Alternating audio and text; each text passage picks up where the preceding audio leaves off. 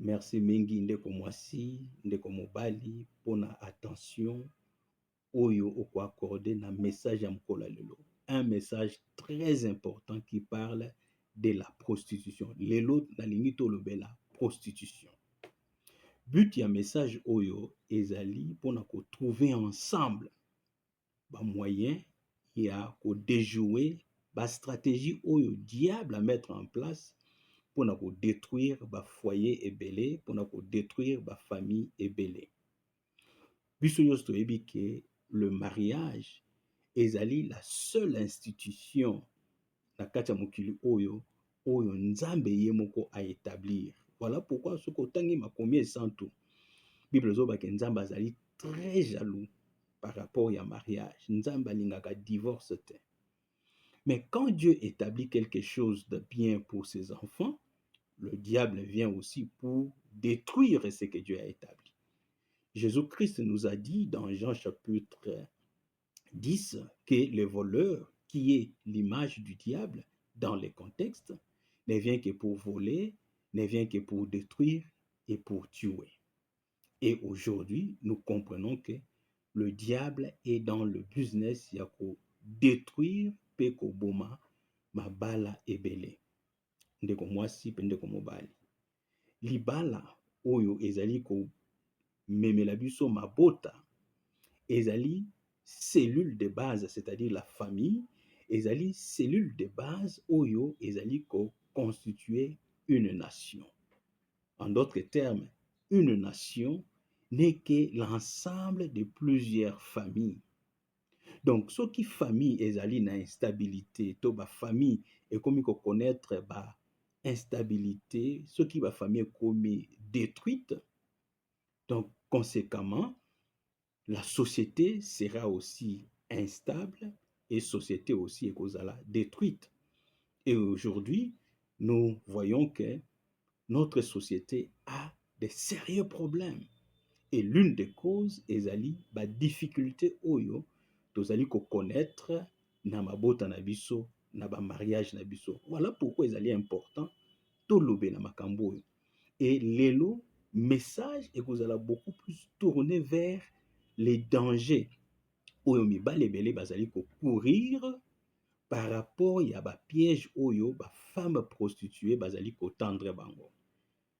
Voilà pourquoi napesi comme sujet un message na biso mokola lelo, une prostitution déguisée, de plus en plus normalisée et voire même consacrée par certaines personnes qui se présentent comme étant serviteurs de Dieu.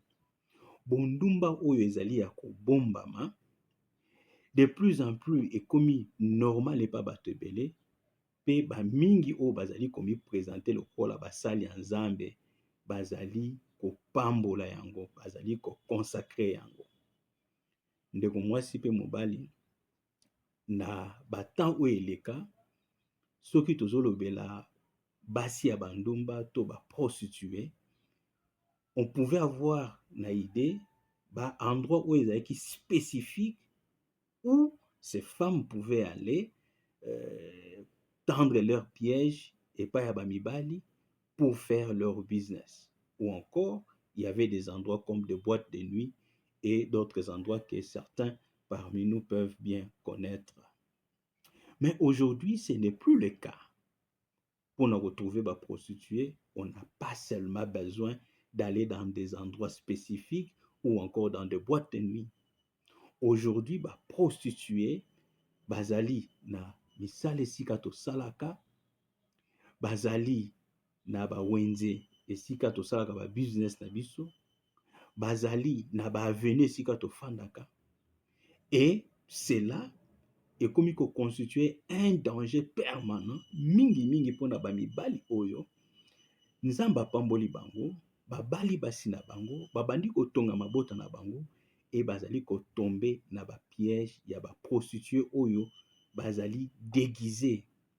Baza koleka na ba balabala lokola basi moko bazali normal, misusu pe bazali véhiculé, baza na vie moko oyo ezali relativement stable. Mais vie wana ya stabilité oyo ezali komona na miso ya bato ezali basé sur la prostitution pure et simple. Yango totalisi message na biso mingi na nzela ya mibali mpona kokebisa mibali. Yo ndeko mobali, Nzambe apamboli yo, apesi yo mosala ya malamu, misolo ekomi koya, ose faire une santé financière, ozwi stabilité na nzela ya misolo, et okomi cible ya bafemme prostituée. Peut-être na mosala esika osalaka, peut-être na restaurant esika okendaka kolia, peut-être na bar esika okendaka komela masanga. Tala bisika oyo basi oyo ya bandumba bazali en activité. Bapassage ezali ebele na kati ya Bible oyo Nzambe azali kokebisa mibali par rapport ya bapiège oyo basi oyo baprostituée bazali kotendre mpona kosala économie ya temps. Peut-être on n'aura pas le temps de lire ces passages, mais je vais vous les donner pour que chacun azwa temps ya kotanga bapassage oyo, afin que azwa conscience ya danger oyo azali kocourir, pe soki atombe na piège ya baprostituée, impact nango ekozala nini na foyer na ye, na famille na ye, na futur ya bana na ye. Bato ebele lelo baperdre mabala na bango, to baza kaka na kati ya mabala, me libala ekomi na instabilité, libala eza susu na harmonie te, le dialogue dans le mariage eza lisusu te, bana bakomi mutu na mutu azosala oyo bon ezali kosemble ye, tout simplement parce que papa, au nom ya bozio ya komi nango, a tombé na piège d'une prostituée. Na mukanda ya Proverbe chapitre 5, le verset 3 sur otangi na 21. Proverbe chapitre 2, le verset 16 à 19. Proverbe chapitre 7, le verset 6 à 27. Proverbe chapitre 6, le verset 24 à 29. Bien-aimés dans le Seigneur, il y a beaucoup de passages. Message oyo eza kaka pona ba chrétien te, mais ezali pona mibali nyonso en général, pour que basala ngele, ba tombe na piège ya ba prostituée te. Po na nzela ya misolo oyo Nzambe apesi yo par sa grâce, okoki ko compromettre futur ya bana na yo, okoki komema instabilité na foyer na yo, et ekoki komemela yo liwa. Na Proverbe chapitre 5, Bible ezotesa bike basi oyo ya prostituée, lolemo na bango ezali sucre, ezali na sukali mingi, c'est-à-dire ekoki koatire yo, ekoki kotante yo po ogoute na goût nango, mais finalité nango ezali komemela yo makambo, ezali komemela yo liwa. Babike azali kobima ake na coin ya balabala, but abimeli ezali pona kotendre piège epai ya mobali oyo azali insensé. Aprepare mbeto na ye malamu, aprepare biloko nyonso, elateli na ye, elobeli na ye, façon na ye ya kose présente, amibongisi malamu. Bapréparatif nyonso azali kosala ezali piège oyo azali kotendre bato, po ete yo soki otombe na piège wana, ozala dépouillé, ozala détruit, et voire même okoma ti na nzela ya liwa. Combien de mibali oyo lelo baza ko regretter vie na bango parce que batombaki na piège ya ba prostituée oyo. Na nzela mosala, ndeko mobali, ozwi promotion, okomi na misolo, Nzambe apamboli yo na motuka, mais oyebi combien kaka na kati ya mosala wana bakomi kotendre yo ba piège. Bayebi bien kozali mobali ya bato, mais bazali kotendre yo ba piège. Pourquoi? Parce que bazali na esprit ya diable, esprit ya prostitution oyo uti pa ya diable, pona bango baluli misolo na yo, balingi basalela misolo na yo. Allez, bakotendre yo ba piège na ba façon nyonso, façon na bango ya kotambola, façon na bango ya koloba. À tout moment azali koleka pembeni na yo kosolisa yo tonton nani maloba kitoko ya sukali, c'est ça les lèvres oyo ezali na goût ya miel, maloba wana ya sukali. Miso azali kotala yo kobeta o miso, koseko azali kosekisa yo, na nsima ya koseka wana, na nsima ya miso azali kotala yo. Quelle est sa pensée? Ekomona soki omeki kosala mwa avance directement apanzani lokola keke, mais apanzani lokola keke poani parce que c'était ça l'intention. Etango ya kopanzana lokola keke na motema mwa milobeke aza faible, donc je peux m'en servir. Non, tu ne t'en sers pas. C'est elle qui va se servir de toi. Musicien moko na mokili ayemba nzembo moko na sepelaka nango mingi, King Kester Emene ape a son âme. Ayemba boye.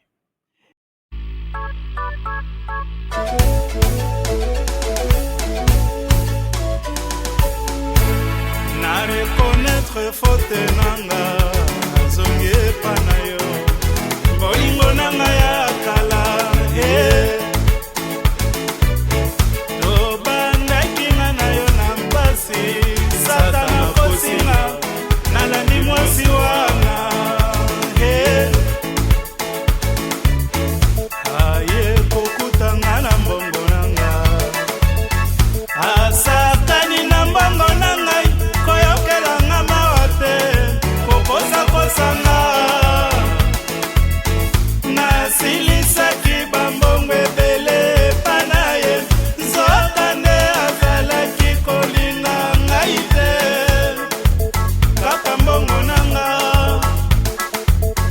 Bato nyonso mpe bayebisaki nga yango, kaka matoi mangomi, lelo namoni nazongeli yo sheri nanga, limbisanga ngai oyo na reconnaître mabe nanga.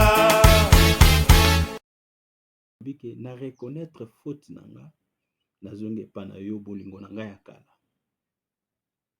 Tobandaki bolingo na biso malamu, me Satana akosinga nalandi mwasi wana.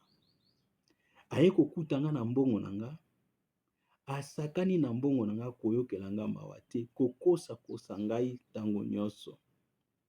Nasilisi bambongo ebele epai na ye, nzoka nde azalaki kolinga ngai te, azalaki kolanda nde mbongo na ngai. Metala lelo sika na suki, yango nazongeli yo sheri na nga, limbisa ngai. Lelo nga na reconnaître faute na nga, eza maloba oyo King Kester Emene ya ayemba. Ndeko mobali, ezala trop tard te oya ko reconnaître ke osalaki erreur ya kolanda mwasi wana, et le fait ya kolanda ye o détruire foyer na yo, o créer instabilité, parce que mwasi wana akolinga yo jamais lokola mwasi na yo ya ndako oyo aboti na yo bana. Mingi tomonaka mwasi ya ndako akomi na point ya kosala mobali na ye mabe, ya kotiela ye poison, ya koboma ye. Oui, nous condamnons ces comportements, nous condamnons basi oyo bakomaka tina point wana. Mais nous devons réfléchir, parce qu'ici il s'agit de réfléchir sur la possibilité to ba cause oyo eza komema bato ebele na biloko wana. Parce que n'oublions pas que le diable intervient toujours dans le processus pour na kokomisa moto tina point wana. Peut-être la porte d'entrée ezali yo ndeko mobali, au nom ya misolo na yo ofongoli porte po ete mwasi na yo ya ndako, par déception, par regret, ya komona ke mobali oyo anyokwami na ye, lelo akomi koduma, lelo akomi kofete, lelo akomi dans la folie avec une autre femme.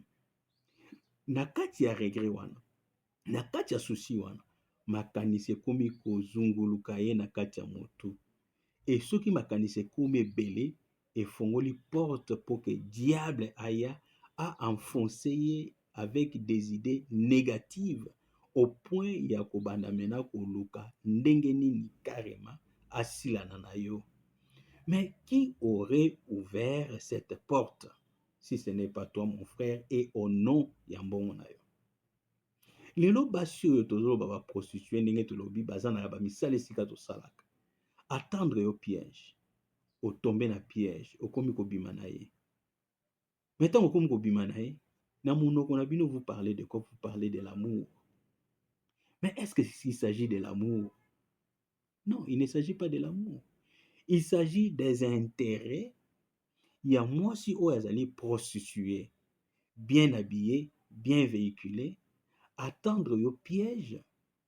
Et na nzela ya piège wana, yo moni ke moto alingi ngai, aza na tendresse koleka mwasi na ngai na ndako, mais ye derrière makambo nyonso azali kosala po yo tomber na piège na ye, elle cachait ses intérêts à elle.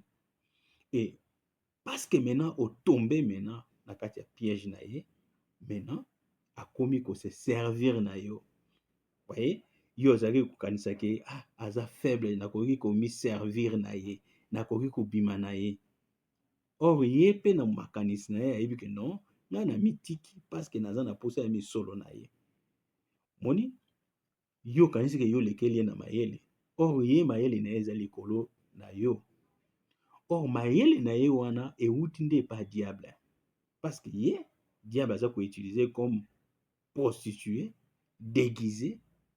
Mais but ya diable ezali non pas seulement que yo kweya, mais ezali pona ko compromettre futur ya bana na yo, ko détruire foyer na yo, ko créer instabilité pe désharmonie na kati ya libala na yo. Or, du moment où par ton action yo ndeko mobali, instabilité koti na mariage, manque ya dialogue, manque ya harmonie, directement mariage eza lisusu na protection te. Mariage ekokoma maintenant na merci ya ba activité nyonso ya diable. Na nzela ya bana, na nzela ya mwasi, et na kati ya bomoi na yo. Okozala susu na parapluie ya protection ya mwasi to ya bana na yo te. Parce que okomi cause ya détresse na bango, ya souci na bango, ya ba inquiétude na bango, ya makambo nyonso ya mabe oyo bakokaki kosouhaite na bomoi na bango te, ekomeli bango, yo ozali cause directement au manquer protection na bango, et bango pe par l'état moral et aussi l'état spirituel dans lequel bakomi retrouver, bakozala pe na protection te. Et le diable akokoma kosakana maintenant na foyer na yo lokola ballon ya football.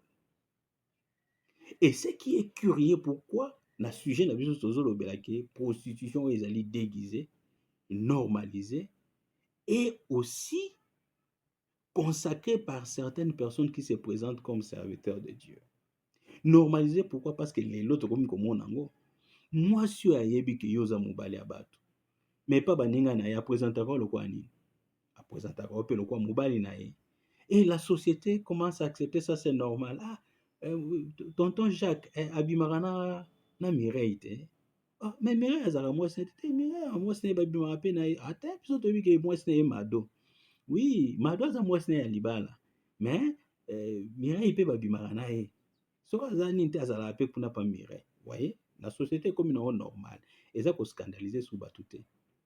Et le diable s'en réjouit. Pourquoi? Parce que à détruire famille.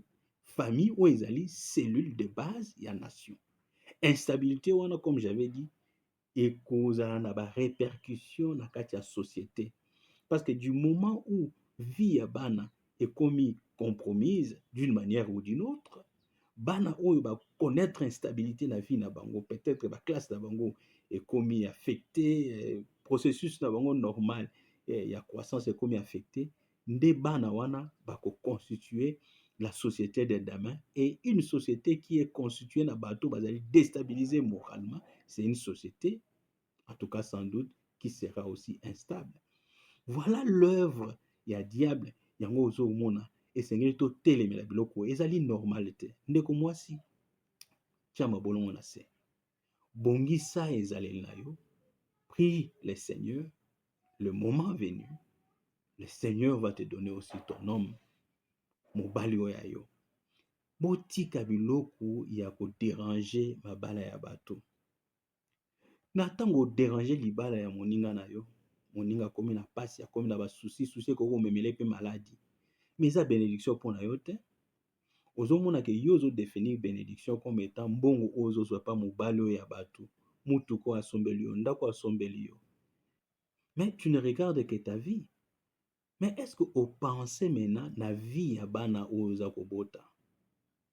Oyebi combien de mibali oyo azalaki na mariage na ye ya malamu, mais parce que matoyi ekomaki koleka mwa motu likolo ya misolo azwaki, likolo ya promotion azwaki, atombe na piège ya baprostituée, lelo ami retrouve azofanda na prostituée, bakomi kobota na ye bana. Bana oyo ya mwasi na ye légitime bakomi kosubir baconséquence ya mauvaise décision na ye.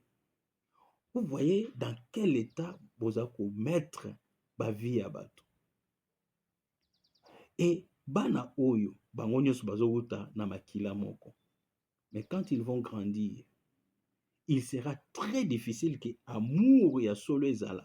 Pourquoi? Parce que la procédure par laquelle bana oyo baye eza procédure oyo ebomi foyer mpona koluka créer un autre foyer oyo ezali foyer moko cosmétique, si je peux le dire. Bandeko mibali tosala ngele, makambo ekomi normal na kati ya société na biso, mais il faut totelemela yango. Bino basi ya baprostituée, oza mpe peut-être na kati ya libala na yo, peut-être mobali na yo le temps nano ekomi te mpo nazwa mpe stabilité, directement okomi kobima na patron na mosala, okomi kobima na jeune moko boye na quartier, okomi kobima na koko moko boye na yo te soki wapi, parce que ye aza na mwa bamoyen. Oza prostituée, ozali différente te na baoyo bakendaka kotelema na baboîte de nuit et consort. La seule différence eza ke yo oza kose déguiser, ndako ya libala ezali koprotege yo, ezali kobomba yo. Mais en réalité, ce que tu es en train de faire eza na badégâts moko ya kosakana te na kati ya société par rapport même ya mwasi ya prostituée aza na kati, je ne sais pas moi, ya boîte de nuit to aza na place moko boye aza kosala ngo lokola professionnel. Yo ozali kotia bavie ya bato ebele en danger. Na nzela na yo okoki kozwa maladi, omemeli mobali na yo ya ndako maladi, mobali ya bato innocent akufi. Okoki kozwa maladi, omemeli mobali mpe mosusu oyo aza na mwasi na ye na bana na ye. Na nzela ya maladi wana, mobali wana amemeli mwasi na ye na ndako, mwasi akomi mpe maladi et déstabiliser foyer na bango. Ce qui est plus grave, makambo oyo ekomi mpe consacré par beaucoup de soi-disant serviteurs de Dieu. Nde sika na koluka na insiste mingi parce que na moni ekomi vraiment très récurrent na société na biso. Okomona basi ya baprostituée aza kobima na mobali ya bato, mobali na ye te, mobali yango installé ye. Mais qu'est-ce que nous remarquons? Omona mwasi yango na bondumba na ye ayibi mobali ya bato, mais mwasi yango aza toujours à côté na moto moko mona oyo prophète, oyo servante de Dieu, oyo tosambelaka na ye. Ndeko azali serviteur de Dieu te, azali servante de Dieu te, mais azali agent ya diable. Ye peut-être pona pasi aluli mpe misolo oyo yo ozozwa na nzela ya mobali mosusu, ale amikangami na yo lokola étant prophète, mais aza serviteur de Dieu te. Parce que serviteur de Dieu akozala très mal à l'aise ya kokolaborer to ya kozwa ta meme abandaka kosambela na moto oyo ye ayebi ke aza kodétruire mariage ya ndeko na ye mwasi, mariage oyo ezali institution établie par Dieu, oyo nzambe alingaka te ke mariage econnaître baproblème et econnaître divorce. Or na nzela ya comportement na yo ya moyibi na yo ya mobali mosusu, ozali kodétruire mariage. Donc il n'y a pas d'accord entre ce que toi tu fais et ce que Dieu fait. Il n'y a pas d'accord entre ce que toi tu fais et ce que Dieu veut. Et par conséquent, oyo yozo kangama na ye soi-disant serviteur de Dieu ou servante de Dieu, aza serviteur de Dieu te. Aza kaka moto lokoso aluli misolo na yo 1.3. soki aza moto lokoso aluli misolo na yo te aza nganga kisi, c'est un féticheur. Et mingi so olandeli peut-être omona ye butu asaleli yo kisi mpo okanga mobali ya bato na kisi. Yango bino mpe mibali bosala ngele, bozala biloko ya kolialia te, yo oza deja osobala. Comment à chaque fois mwa nzala moke okoki osomba ata sucre te omela o malewa au restaurant o mama moko boye alambaka, toboyi te bato basala ba business na bango. Mais soki okomi mobali ozali marié et surtout ntango nzambe akomi komatisa yo financièrement, il faut faire très attention. Parce que ntango okomi komata okomi mpe cible ya bamiso ebele ya baprostitue, bakomi koluka kotala tokozwa ye ndenge nini, akenda kolia place boye.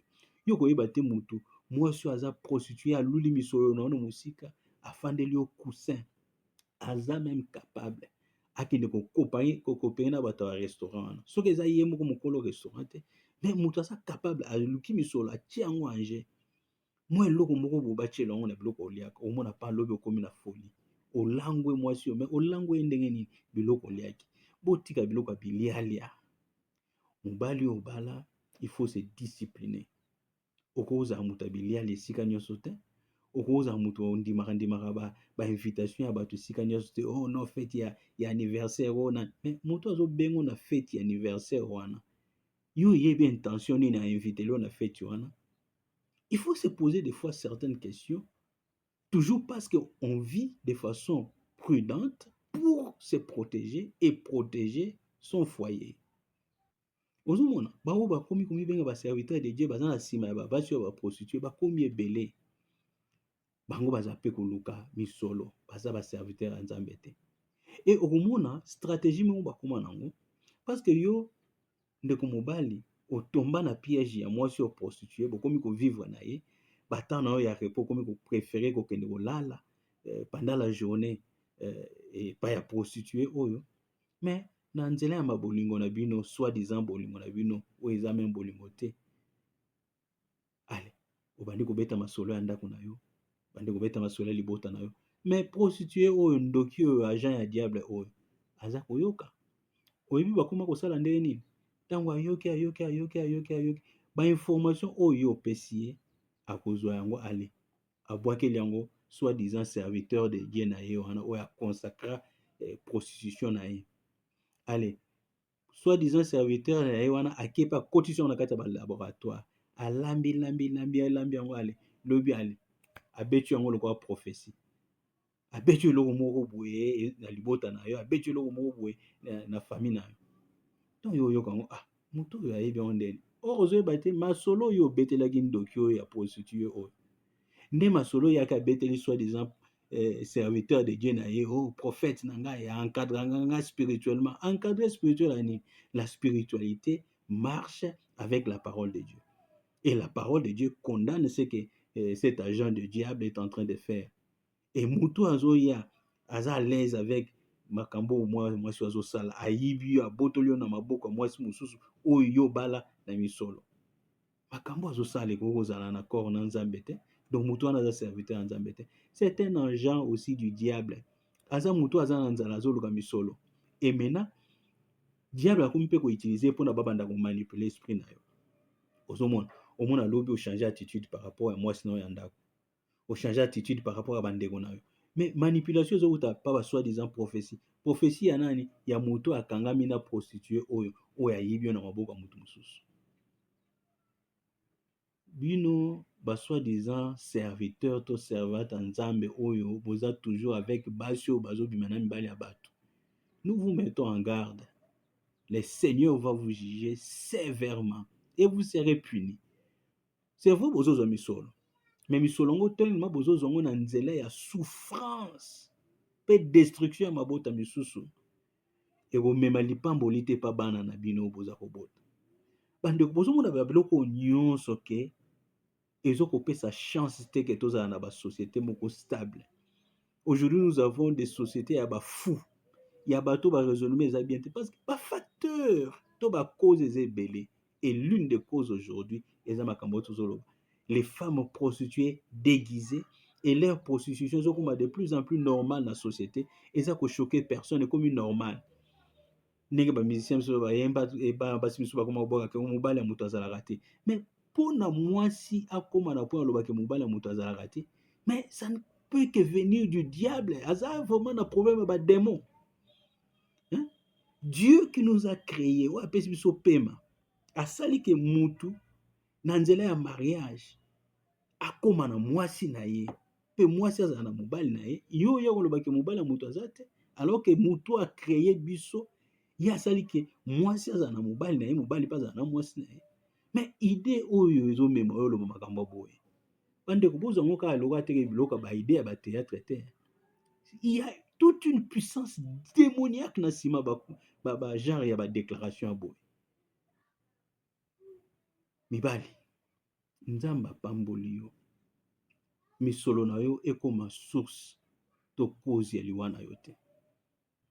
Parce que bachoix ozosala lelo eza na baincidence lobi na vie na yo moko, na vie ya bana na yo, na vie ya mwasi na yo, na vie ya société. Donc nous devons faire de très très très bons choix pour préserver stabilité et harmonie na bamabota na biso. Botanga ba passage na pesi bino. Proverbe chapitre 5 de 3 au 21e verset. Proverbe chapitre 2 le verset 16 à 19. Proverbe chapitre 7 le verset 6 à 27. Proverbe chapitre 6 24 à 29. Bien aimé, makambo tozoloba eza mpona kobatela yo, kobatela bana na yo, kobatela libota na yo, kobatela foyer na yo, kobatela mwasi na yo, kobatela pe société. Yo eloko nini mwasi oyo ya kindoki oyo ya prostitution akopesa yo oyo mwasi na ndako akopesa yo te? Qu'est-ce qu'il y a de plus spécial là-bas que tu ne peux pas trouver chez ta femme? Il n'y a rien, il n'y a rien. C'est le même plaisir, frères et sœurs. C'est le même plaisir. C'est le même plaisir. Mais ce que sali choix ya mabe, okoki ko compromettre vie na yo. Diable akokota ekoko memelo liwa. Nalobaki yango mibali ebele baza victime ya empoisonnement ya basi na bango ya ndako. Mais ayez point parce que moi si a encaissé trop, nous ne sommes pas en train de justifier cette action que nous condamnons d'ailleurs. Mais nous disons de manière à ce que tout comme amener éveillé parce que n'a pas choix aux autres font la porte pour que diable maintenant à kota a comme ko oppresser moi si na yo a même ba idée o ekoko ça que non a le poison. To aluka bato basalo mabe ozomona ke na choix oyo sali lelo epesi yo plaisir mais à terme ke lobe memelo liwa soit na nzela malade, soit na nzela assassinat, soit na nzela empoisonnement, mais cause ezaki na nezali yo parce que fongola ki porte au nom ya misolo na. Est-ce que nzamba salaki mabe ndinga pambelo na misolo? Nzamba apesi yo misolo pona ozwa soin na yo moko, ozwa soin ya mwasi na yo, soin ya bana na yo, parce que soki ozwi soin na yo ya mwasi pe ya bana na yo ya libota na yo ocréer liboto eza stable. Et soki moninga pe asali ndenge wana wana kuna pe asali ndenge wana tokomi ebele oyo chacun aza kozwa soin ya libota na ye, nous allons créer une société stable. Les choix que nous sommes en train de faire aujourd'hui, ndeko, d'une manière ou d'une autre, eza toujours un impact to ba répercussion na vie à lobby. Soko sali choix malamu o garantir pe vie à lobby. Soko sali choix mabe o mi mettre en insécurité, o mettre moi en insécurité, o fongoli ba porte ya ba attaque ya diable na ba façon nyonso. Pour nos sécurité à solo, refuge na yo ezali libota na yo. Parce qu'ici nous parlons pour la protection du mariage. Boke bana basi ya ba prostituée. Bazali na ba vola ya mituka. Baza ko staffer na ba bar esika bokenda komela, na ba restaurant esika bokenda kolia, na esika ya masano, na mosala esika bosalaka. Bazo tambola na ba couloir na ba bureau wana baza ko tambola. Peut-être pe abala, mais vie na ye ezali vie d'une prostituée. Yaza ko salango parce que azali animé na esprit ya cupidité, alingi misolo oyo oza nango, alingi misolo oza nango, babien oyo oza nango, ye akoma kogere yango d'une manière ou d'une autre. C'est vrai que vous en avez des degrés différents, mais c'est ça l'objectif que ye aza poursuivre. Et yo tango au meki ko sala ba avance, au moni apanzani lokola keke, na muteme omi lobeki aza faible, na koki ko se jouer na ye, na koki ko se servir na ye, mais omi kosi. Ye asali yango effectivement pour te yo tomber pe okanisa ndenge wana. En réalité, yenda ye mena ko se servir na yo. Ozomona? Yanke ate yuma pa azate, mais vrai yanke aza moto oyo atimbeli ba affaire na musika, a comprendre que wana ya nzela okende te. Vrai boule ezali ko bongisa foyer na ngai, ko préserver image, stabilité, harmonie ya libota na ngai. Parce que ce qui libota eza bien, je suis en paix, je suis en sécurité. Parce que la joie oyo nazo kopesa na libota na ngai ezokoma même prière pour la protection na ngai. Même quand je sors, esengo mwasi na ngai atikali nango na ndako, esengo bana na ngai baza nango mpo na ndenge nazo kozwa soin na bango, ezokoma source ya bénédiction mpo na ngai mpe protection na ngai. Attention aux femmes prostituées. Surtout attention na ba oyo baza ko se présenter comme ba serviteur en Nzambe, mais baza toujours en contact avec mwasi oyo yo yebi ke bozo vivre na vie ya bondumba. Mais azoloba ke ono aza encadre nga na ma prière. Prière nini osala? Aza prière osala te. Eza kindoki, eza magie, eza sorcellerie, eza escroquerie. Aza serviteur ya Nzambe te. Serviteur ya Nzambe digne de son nom, ayebi ke yo oza ko entretenir ba relation amoureuse na mobali oyo ya bato. Mais serviteur ya Nzambe ya solo ozala à l'aise na yo te. On a chambre wana natongana eza chambre haute, ndako wana natongana eza permanence, esika tosambelaka na encadré na nga ma prophétesse, prophète nani ayaka tosambela ye ba prière. Eza ba prière te. Ye azoya parce que alula misolo aza lokoso, azoya koluka pe mbongo me na nzela ya mabe, na nzela na yo prostituée. Et yo pe oza wana oza ko se servir na ye pour na bo manipuler mobali ya bato. Donc vous êtes tous dans le noir avec les diables. Le but ya message ezali mpona koprotéger ba foyer, koprotéger mabala, koprotéger mabota, parce que libota ezali cellule de base ya société, et soki libota eza stable, société comme stable. Mais maintenant que tolobeli yo ndeko mwasi, le Seigneur reste vivant. C'est un Dieu d'amour. Soki ozwi conscience ya comprendre que non, vie onazo mema na mobali ya bato eza na ba conséquences ebele ya mabe. Peut-être nga nazomona ba conséquences yango te, mais na bana oyo mpe nazobota ba conséquences ekokoya, bakokoya ko payer prix ya mabe onga nazosala d'une manière ou d'une autre. Mais déjà aussi nazomema kimia te na mwasi oyo aza kolo mobali oyo, na bana na ye, na libota na ye, naza source to cause ya ba problème ya libota na ye. Et cela eza bénédiction pour na ngai te. La bénédiction, ce n'est pas le véhicule aux otamboanam. Non, ce n'est pas ça. Ba véhicule eza biloko mokili. Ndeko, la vie oyo na mokili eza na suka. Okoduma lelo eza na esengo, mais kolo mobali azo souffrir. Mais est-ce que yebi oyo koyela olobi? Pasi ozomema na libota ya bato, oyebi répercussion na olobi na bomoi na yo.